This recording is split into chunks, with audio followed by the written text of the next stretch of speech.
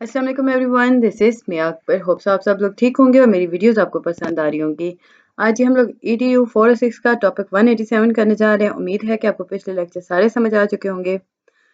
Group and peer supervision. सबसे पहले हम जब चीज़ देखते हैं वो रोल है और अप्रोच है। अब ये जो रोल और अप्रोचेस होती है सुपरविजन का एक हिस्सा होता है जिसके अंदर कोलैबोरेटिव सुपरविजन जारी होती है। अब कोलैबोरेटिव ऑब्जर्वेशन हो गई, वो क्या करती है कि वो फोकस करती है किसी भी इंसान के लाइक उस पर फोकस कर रही होती है उसका रिफ्लेक्टिव प्रैक्टिशनर के तौर पे, उसका सुपरवाइजर और मेडिएटर के अंदाज में आपके सामने आती है। फर्दर अगर हम देखें तो सुपरवाइजर कौन है? ये वो इंडिविजुअल है जो सुनता है आपके डायलॉग्स को, क्वेश्चन पूछता है, अप्रिशिएट वे के अंदर कॉन्फिडेंस आपका बिल्ड करता है, सेल्फ स्टीम बढ़ा रहा होता है, इंडिविजुअल को सपोर्ट कर रहा होता है, क्वेश्चन कर रहा होता है, इन्वेस्टिगेट कर रहा होता है। रोल अगर ऑन द अदर हैंड हम कोलैबोरेशन की बात करें तो इसमें इंडिविजुअल का रोल क्या होगा? वो फोकस पर्सन होगा, यानी वो क्लियरली डिफाइन करेगा थीम और ऑब्जेक्ट। सुपरवाइजर होगा, वो इंडिविजुअल से आस्क करेगा क्वेश्चंस कि उसने क्या देखा और क्या सुना। मेडिएटर होगा, लाइक इसमें हम अगर देखें तो वो डायलॉग करेगा और फीडबैक देगा on the process of dialogue. अभी आपको ये जो फाइनल टर्म हुआ है ना, अभी मेरे साथ रिसेंटली किसी ने शेयर किया, तो आपका ये एक MCQs आया हुआ था मेडिएटर का, like the individual that keep a check on the dialogue and give feedback on the process of the dialogue. तो इसमें its structure adapt to the focal person is called या is known as। तो आपका इसका correct answer था mediator. इसमें आपको supervisor भी दिया गया था, आपको फोकस पर्सन का भी दिया गया था। अब जब हम रोल ऑफ रिफ्लेक्टिंग टीम का बात करते हैं तो वो लिसन करता है डायलॉग्स को और ये विदाउट इंटरप्ट कर रहा होता है, लाइक वो फुली अंडरस्टैंड कर रहा होता है, रिफ्लेक्ट कर रहा होता है नोट्स को डायलॉग के हिसाब से। अब फर्दर हम इसमें देखें तो आपके पास जो इम्पोर्टेंट आएगा, अब हम मेडिएटर के रोल की बात करते हैं तो हम फर्दर अगर देखते हैं ना रूल्स क्या हैं जो कि फॉलो करने हैं। अब अप्रोच जो कि बहुत अप्रिशिएटिव वे में होना चाहिए, लोगों फोकस कर रही हो रेदर देन कंस्ट्रक्टिव हो। फीडबैक जो है वो क्लियर और प्रिसाइज होनी चाहिए, कंस्ट्रक्टिव फीडबैक। अब कंस्ट्रक्टिव फीडबैक भी आपकी बहुत इंपॉर्टेंट है क्योंकि ये भी आपका एक क्वेश्चन आया था कि give 2 points of constructive feedback. अब कंस्ट्रक्टिव फीडबैक वो फीडबैक होती है जिसके अंदर हम अगर बात करें तो वो हम टीम एज अ टीम हम रिस्पेक्टफुल बनाते हैं, लाइक किसी भी फोकल इंसान को हम उस पर फोकस कर रहे होते हैं, एक्नॉलेज कर रहे होते हैं, इसमें हम अंडरस्टैंडिंग दे रहे होते हैं, रिकग्नाइज कर रहे होते हैं, हेल्प करते हैं मेंबर्स की। अब क्वेश्चन जो होते हैं ना वो हमेशा यूज किए जाते हैं डायरेक्ट। अब डायरेक्ट किस तरह? अब उसमें अगर हम बात करें कौन सी रिसोर्स यूज हुई है एक्टिविटी के तौर पर, पर्टिकुलर एरिया ऑफ लेसन्स की बात की जा रही है। इनडायरेक्ट क्वेश्चंस प्योर होते हैं जिसके अंदर आप फोकल पर्सन को रिफ्लेक्ट कर रहे होते हो कि वो किस तरह एक्सपेक्टेशन एक्सपीरियंस के अकॉर्डिंग बात करेगा। डेवलपिंग डायलॉग के अंदर कुछ भी इतना इम्पोर्टेंट नहीं था। रूल्स अगर हम देखें तो ये क्लियर डिफाइंड थीम होनी चाहिए, अप्रिशिएटेड अप्रोच होनी चाहिए, क्लियर फीडबैक होनी चाहिए, क्वेश्चन टेक्निक, कॉन्फिडेंस होना चाहिए। 188 इसमें अगर हम देखें ना तो आपके पास इम्पोर्टेंट जो आता है वो है डोमेन ऑफ सुपरवाइजर। अब डोमेन ऑफ सुपरवाइजर की अगर हम बात करें तो आपके सामने आता है कि उसकी परफॉर्मेंस और डेवलपमेंट थिंक क्या है, लाइक वो मतलब कॉन्टेक्स्ट को लेके कैसे सोचता है, स्कूल को लेके कैसी चीज़ों को लेके चल रहा है, पीर सुपरविजन हो गई, टीम मैनेजमेंट हो गई।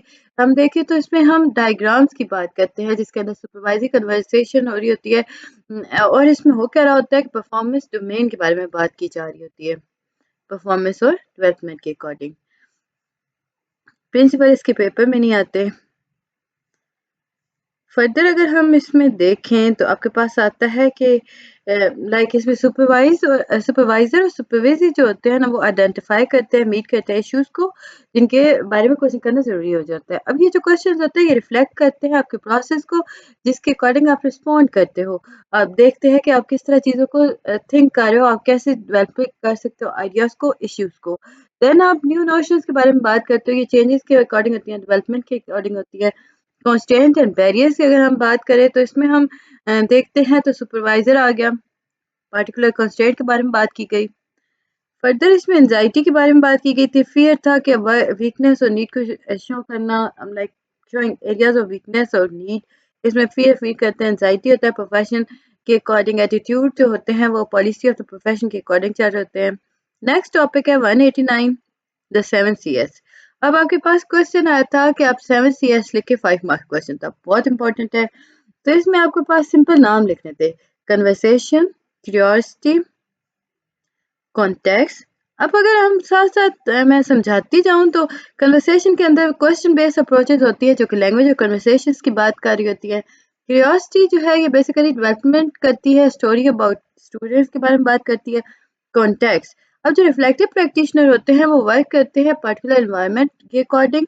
फिर है जी becoming more interested in interaction, ये उसी में नहीं आ रहा, वो सी वाला नहीं है, आपके पास C5 है, आपके पास क्रिएटिविटी। फिर क्वेश्चंस आ गए, केयर्स आ गई, मुख्तलिफ क्वेश्चंस लिए जाते हैं। फर्दर इसमें जो आ रही है प्रीमिसेस आ गई, सुपरविजन हो गया आपके पास रिफ्लेक्टिव प्रैक्टिस का कि वो किस तरह यूजफुल होगा। इसमें आपको सिंपल 3 पॉइंट्स लिखे थे और मैं आप लोग को बता रही हूँ कि 190 से ऑनवर्ड आपका पेपर रिलेटेड बहुत इंपॉर्टेंट है। लाइक इसमें गुड टीचर इन एजुकेशन, मतलब there is a lot of very good teacher in education. अब टीचर जो होती हैं वो बेस्ट डिटरमाइन करती हैं अपने प्रोफेशनल डेवलपमेंट के अकॉर्डिंग रेदर द स्कूल और एनीबॉडी एल्स। हर टीचर जो होती है वो ऑब्जर्व करती है कॉन्टिन्यूसली आइडियाज को। 4 मॉडल है जी डिफरेंशिएट सुपरविजन का। 4 मॉडल क्या है, आपको नाम याद रख लेंगे क्योंकि आपसे डिटेल नहीं पूछी गई थी, नाम ही पता किए गए थे। Focus assistant, technical supervision, peak coaching, self directed professional development. Teacher technical supervision के अंदर देखें ना तो ये असिस्टेंट के अकॉर्डिंग फोकस नहीं हो रहा था। टेक्निकल सुपरविजन जो होती है वो फोकस करती है स्पेसिफिक एस्पेक्ट्स और ये वर्क के अकॉर्डिंग होते हैं। फिर जी आपके पास क्वेश्चन आता है what is peak coaching. Peak coaching क्या है, जहाँ पे 2 टीचर्स जो हो रही होती हैं वो वर्क कर रही होती हैं एज अ टीम, यानी कि वो कोलैबोरेट कर रही होती हैं, वो हेल्प कर रही होती है, डेवलप कर रही होती है गोल्स को। फिर जी फर्दर हम इसमें देखें तो कुछ भी नहीं था आपके पास इम्पोर्टेंट। 191 के अंदर आ गया जी आपके पास फीडबैक ऑब्जर्वेशन। फीडबैक बहुत इंपॉर्टेंट है। आपके 2 क्वेश्चंस आए हुए थे बेसिकली। फर्स्ट 3 मार्क्स का क्वेश्चन था कि आपने बताया फीडबैक के बताने से मैं आपको आता है टॉपिक तो बताती हूँ क्या करना था। अब इसमें अगर हम देखें ना तो आपके पास ये आ रहा है चैलेंजेस आ गए थे रिफ्लेक्टिव प्रैक्टिशनर को in term of professional working. ये क्वेश्चन आपका आया हुआ था 5 मार्क्स का, आपने 5 चैलेंजेस लिखने थे। लाइक उसमें था कि मॉडिफाई एटीट्यूड और परसेप्शन नहीं होता, आप चेंज कर नहीं कर सकते हो रेमेडीज को। आप लाइक आपका हो तो आप उसमें प्रोफेशनल्स के अंदर चेंज ही ला सकते हो। कोलैबोरेटिव कंपिटेंस को रीइंफोर्स किया जा रहा है, इम्प्लीमेंट किया जाता है, फैक्ट चेंजेस होते हैं, इनहांस जॉब सेटिस्फैक्शन, आप कैसे उन्हें इस स्ट्रेस आप कैसे उन्हें बेहतर कर सकते हो। 4 पॉइंट्स से ज़्यादा पॉइंट्स नहीं लिखने थे इसके। आ जाते हैं जी आईपीएल पर। IPL basically principle of inter professional learning होता है। जब हम बात करते हैं चैलेंज की, इंटर प्रोफेशनल लर्निंग की, रिफ्लेक्टिव प्रैक्टिशनर की, तो हम देखते हैं कि आईपीएल है क्या। आईपीएल में अगर हम बात करें तो क्वालिटी ऑफ एजुकेशन आ गया, रिफ्लेक्टिव प्रैक्टिशनर का फोकस आ गया, टेंशन्स आ गई। प्रिंसिपल अगर बात करें तो आप इसमें क्या कर सकते हो, क्वालिटी ऑफ टीचिंग को इम्प्रूव कर सकते हो, फोकस कर सकते हो नीड ऑफ स्टूडेंट्स को। लाइक हम देखें तो ये प्रोवाइड करता है स्ट्रॉन्ग फोकस को। लाइक इसमें हम अप्रोच की बात कर रहे होते हैं, इंक्रीज पोटेंशियल सेटिस्फैक्शन कर रहा होता है, गाइडेंस इंकरेजमेंट आपको दे रहा होता है जो कि बेनिफिट होती है। बहुत टाइप पे 193 है। इसमें आपके पास इम्पोर्टेंट जो है वो कुछ भी नहीं है।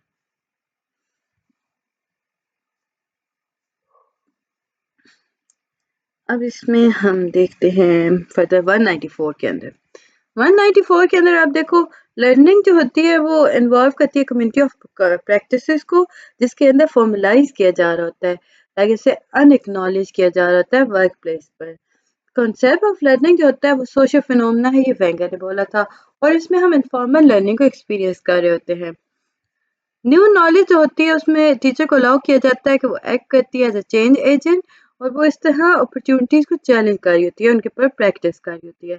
वर्किंग एनवायरनमेंट जो होता है वो इनकरेज कर रहा होता है, अलाउ कर रहा होता है एक्सपीरियंस लर्निंग को, अपॉर्चुनिटीज को प्रोफेशन के अकॉर्डिंग। ये आपका पेपर में एक मतलब अभी जो मैंने रिसेंटली देखा है उसमें तो नहीं था, सो हम इसे कर देते हैं स्किप, लाइक ओल्ड पेपर्स में भी नहीं था। अब आ जाते हैं 195 पे, कंटिन्यू है। कम्युनिटी जो होती है वो प्रैक्टिस करती है डिजायर ग्रुप ऑफ पीपल के साथ, लाइक वो जो एक साथ वर्क करना चाहते हैं और कॉमन गोल को अचीव कर सकते हैं। प्रोसेस ऑफ वर्किंग की अगर हम बात करते हैं तो वो बात लाइक हम बात करें तो क्या होगा, जब हम एक साथ काम करवा रहे होते हैं तो हम शेयर कर रहे होते हैं नॉलेज को, हम इसमें रिसोर्सेज को देख रहे होते हैं, interest learning exercise like experience को देख रहे होते हैं। फिर जी हम देखते हैं कम्युनिटी ऑफ प्रैक्टिस को, जिसके अंदर इसमें स्पेसिफिक क्राइटेरिया होता है। लाइक इसमें हम कोप को इनफॉर्मल नेटवर्क के तौर पे ले रहे होते हैं। कम्युनिटीज जो कि प्रैक्टिस कर रही होती है 3 स्पेसिफिक डोमेन के अकॉर्डिंग।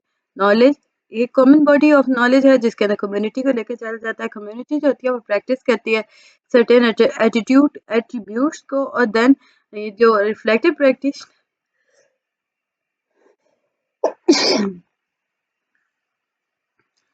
अब इसमें अगर हम बात करें तो एट्रीब्यूट जो होते हैं वो आरपी के अकॉर्डिंग नॉलेज को शेयर करते हैं। रिफ्लेक्टिव प्रैक्टिशनर को लेके चलते हैं। लाइक इसमें हो क्या होता है, नॉलेज को आप शेयर कम्युनिटी के तौर पे लेते हो। ये आपका एमसीक्यू सम। नॉलेज जो है वो बेसिकली शेयर कम्युनिटी के तौर पे ली जाती है। Community commitment to form a group of network, इसमें हम अगर क्राइटेरिया की बात करते हैं तो वो आ जाता है। लाइक हम इसमें देखें तो हेल्प करता है क्राइटेरिया कम्युनिटी प्रैक्टिस को किस तरह आगे लेके चलना है। प्रैक्टिस आइडियाज़ और रिसोर्सेज की अगर हम बात करते हैं तो कम्युनिटी जो है एक ऐसा फोरम है जो कि टीचर्स को एक साथ लेके आता है ताकि वो एक्सपीरियंस को शेयर कर सकें। इसमें हम अंडरस्टैंड करते हैं, नॉलेज के बारे में बात करते हैं। इसमें हम डेवलप कर रहे होते हैं लाइक एक्सपीरियंस के अकॉर्डिंग, रिसोर्सेज को देख रहे होते हैं, हम उनके अकॉर्डिंग टीचर को बेनिफिट्स दे रहे होते हैं। नेक्स्ट टॉपिक आपके पास इतना स्पेसिफिक इसमें जो था वो था गाइडलाइन थी। इनकरेज किया जाता है लर्निंग को rather than learning with one another. अब देखिए जो इनकरेजमेंट है ना इंडिविजुअल्स की कि वो एक साथ रह के पढ़ते हैं, तो ये एक ऐसा आइडिया है जो टीचर को वर्कशॉप की तरफ फोकस करवाता है। टीचर आसानी से कोर्सेज को कंप्लीट कर लेती है। इसमें अगर हम बात करें तो रिफ्लेक्टिव प्रैक्टिशनर के अकॉर्डिंग मेक श्योर हो रहा होता है कि जो ग्रुप है वो सफिशिएंट डाइवर्स एक्सपीरियंस की तरफ जा रहा हो। लाइक इसमें हम वाइड ब्रेथ ऑफ नॉलेज की बात करते हैं। इंटर प्रोफेशनल ग्रुप के अकॉर्डिंग चल रहा होता है। उम्मीद है कि आपको सारी चीज़ें समझ आ रही होंगी। काइंडली मेरे चैनल को लाइक और सब्सक्राइब कर दीजिएगा और वीडियो को एंड तक लाजमी देखिएगा। Topic 197 ground theory. जब हम जनरेटिंग थ्योरेटिकल आइडिया की बात करते हैं ना तो हम एक्सपीरियंस कर रहे होते हैं। लाइक इसमें हम क्या करते हैं, स्पेसिफिक बिफोर हैंड की बात करते हैं। ग्राउंड थ्योरी जो है वो बेसिकली बात करती है अगर हम इसे देखें तो इसमें रिप्रेजेंट का फिनोमेना शुरू हो जाता है। लाइक हम इसमें आरपी के अकॉर्डिंग देखें तो जनरेट किया जाता है आइडिया को थ्योरेटिकल आइडियाज के अकॉर्डिंग, हाइपोथेसिस को लेके चला जाता है एक्सपीरियंस के according. Core element ground theory के अगर हम देखें तो आपके पास आता है कि इंक्वायरी जो होती है वो शेप होती है बाय द एम और डिस्कवर की जाती है सोशियो साइकोलॉजिकल प्रोसेस के थ्रू। ये विद इन स्कूल और होता है।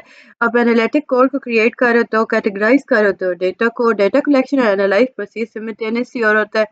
ग्राउंड थ्योरी जो है वो इंडक्टिव प्रोसेस है। डेटा एनालिसिस जो होता है वो डेवलप होता है थ्योरीज के अकॉर्डिंग। इसमें हम बात करें तो एलिब्रेट करते हैं, रिफाइन करते हैं, मर्ज करते हैं थ्योरेटिकल कैटेगरीज को। पर्पस, अब इसमें अगर पर्पस देखा जाए तो आप डेवलप करते हो थ्योरी को फिनोमेना ऑफ इंटरेस्ट के अकॉर्डिंग, जहाँ पे ऑब्जर्वेशन को रूटेड किया जाता है। टीचर जो होती है वो ऑलवेज देखती है कि कहाँ से न्यू नॉलेज मिल सकता है, कॉन्सेप्चुलाइजेशन कैसे है, अंडरस्टैंडिंग कैसी है। कांस्टेंट कंपैरिजन अगर देखा जाए तो इसमें वन सेगमेंट ऑफ डेटा की बात की जाती है, उसे कंपेयर किया जाता है दूसरे के साथ और उसकी सिमिलरिटीज और डिफरेंस दोनों के अकॉर्डिंग जाता है। कॉन्सेप्चुलाइजेशन हो रही होती है, लाइक इसमें प्रोवाइड की जा रही है एब्स्ट्रैक्ट कॉन्सेप्चुलाइजेशन। 198 है जी। अब 3 स्टेजेस होती हैं, याद रखिएगा आपका एमसीक्यू था कि ग्राउंड थ्योरी की कितनी स्टेजेस हैं, 3 स्टेजेस है। फर्स्ट है ओपन कोडिंग, सेकंड है एक्सियल कोडिंग, थर्ड वन है सिलेक्टिव कोडिंग। ओपन के अंदर अगर हम बात करें तो आप टेस्ट के लाइक इसमें डेवलप करते हो इन्फॉर्मेशन कैटेगरीज को। एग्जाम देखो तो आप प्रोसीजर को देख लेते हो जो कैटेगरीज को इंटरकनेक्ट करता है। सिलेक्टिव कोडिंग की अगर बात करें तो प्रोसीजर जो होता है वो बिल्ड करता है स्टोरी को, जो कि मतलब कैटेगरीज के अकॉर्डिंग चलती है। इसमें सैचुरेशन को इसमें फर्दर अगर देखें इंस्टेंस अगर देखा जाए ना तो ये रिप्रेजेंट करता है ऐसे कैटेगरी को जिसके अंदर आप न्यू इन्फॉर्मेशन को मतलब इस तरह हो रहा है कि प्रोवाइड कर तो रहे होते हो लेकिन विद बहुत प्रॉपर तरीके से। लाइक उसमें हम जो पहले की इन्फॉर्मेशन है उसे छेड़ नहीं रहे होते हैं, उसके अंदर उसके साथ मर्ज कर रहे होते हैं। स्ट्रेस फिर जी हमारे पास आता है coding, stress on action not. Like इसमें कहा गया कि स्ट्रेस किया जाता है एक्शंस पर जो कि रिप्रेजेंट नहीं कर रहे होते। लाइक इसमें फर्दर और कुछ भी इम्पोर्टेंट नहीं था। अच्छा, कैज़ुअल कोडिंग जो कंडीशन जो होती है ये इन्फ्लुएंस करती है सेंटर फिनोमेना को। सेंटर फिनोमेना आपके पास एमसीक्यूज में था कि जो कैज़ुअल कंडीशंस होती हैं वो इन्फ्लुएंस करती हैं किस किस्म के फिनोमेना को। तो सेंटर था फिनोमेना। अगर हम बात करते हैं तो सेंटर आइडिया है। स्ट्रेटजीज की बात करें तो इसमें आप एड्रेस करते हो फिनोमेना को, पर्पस फॉर गोल ओरिएंटेड होते हो। कॉन्टेक्स्ट की बात करें लोकेशन ऑफ इवेंट की तरफ जाते हो।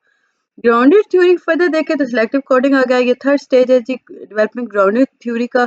इसमें हम देखें तो आप सेलेक्ट करते हो कोड को और जिसके अंदर आप आरपी को कंस्ट्रक्ट करते हो एज अ स्टोरी और ये अराउंड द डेटा होता है। इसमें अगर हम बात करें तो आपके पास एमसीक्यूज ये भी था। लाइक मैंने आपको कहा ना कि लास्ट में आपको बहुत इंपॉर्टेंट था। लाइक आप किस तरह स्टोरी को कंस्ट्रक्ट करते हो वो आप आरपी की मदद से कर रहे होते हो। स्टोरी लाइन जो होती है वो like basically conceptualisation of the story होती है। कोर कैटेगरी होती है। सिलेक्टिव कोडिंग जो होती है ये बेसिकली इसमें आप कोर कैटेगरी की बात करते हो मतलब कैटेगरीज को लेकर। Like selective coding grounded theory के अकॉर्डिंग लेकर देखा जाए तो आपके पास आता है कि इसमें हम कांस्टेंट कंपैरिजन कर रहे होते हैं, चेकिंग और रीचेकिंग सर्चिंग का। लाइक हम इसमें देख रहे थे कि डेटा है, इसमें हम देख रहे थे कौन सी फोर्स प्रोसेस कर रही है या नहीं।